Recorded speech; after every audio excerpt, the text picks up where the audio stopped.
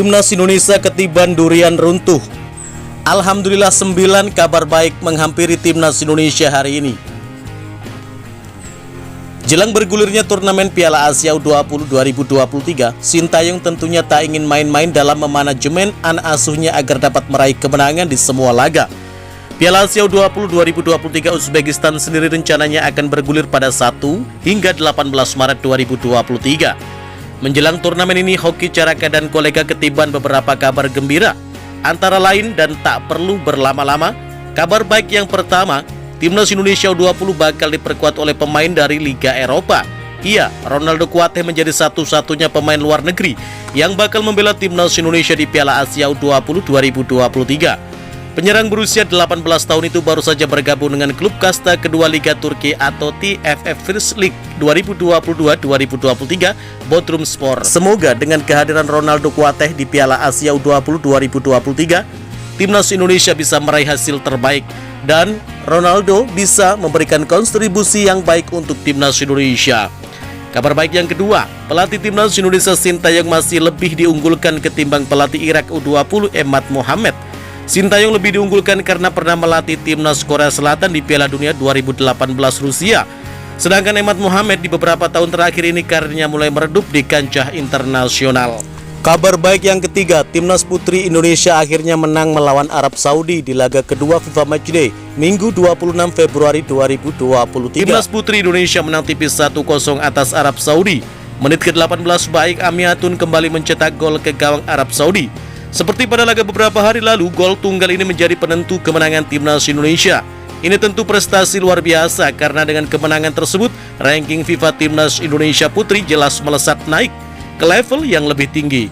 Tentu harapannya Timnas Putra Indonesia pun bisa meniru prestasi Garuda Pertiwi di kancah internasional. Kabar baik yang keempat, PSSI dan pemerintah akan membangun TC di IKN. Pemerintah siap membackup PSSI dalam membangun training camp yang dibutuhkan tentu oleh timnas kita.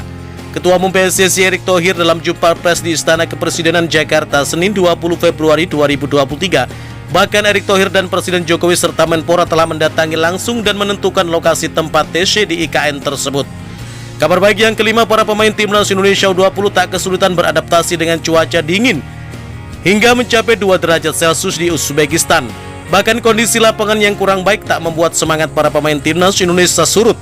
Bahkan para pemain Timnas Indonesia sudah tak sabar ingin berlaga dan membuktikan yang terbaik di Piala Asia U20 2023.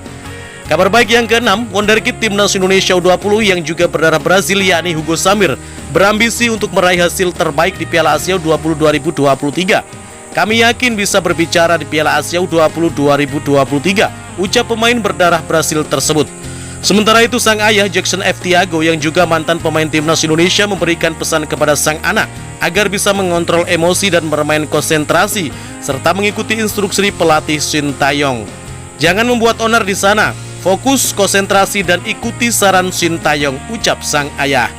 Kabar baik yang ketujuh, wonderkid Timnas Indonesia U20 Marcelino Ferdinand sudah mendapatkan izin dari sang klub untuk berjuang membela Timnas Indonesia U20. Namun bukan di Piala Asia U20, tapi di Piala Dunia U20 2023 yang akan berlangsung di Indonesia. Berbarengan dengan itu, proses 3 pemain keturunan yakni Justin Hubner, Ivar Jenner, dan Rafael Struijk juga telah selesai. Tentu dengan tambahan amunisi 4 pemain tajam ini, Timnas Indonesia akan bisa meraih hasil baik di Piala Dunia U20 2023. Kabar baik yang ke-8, para pesaing Timnas Indonesia U20 di Piala Asia U20 2023 seperti Irak dan Suriah ternyata mengaku ketar-ketir jelang jumpa Timnas Indonesia. Mereka menganggap kekuatan Timnas Indonesia susah dibaca. Bahkan mereka telah mengamati sejak lama peta kekuatan Timnas Indonesia U20.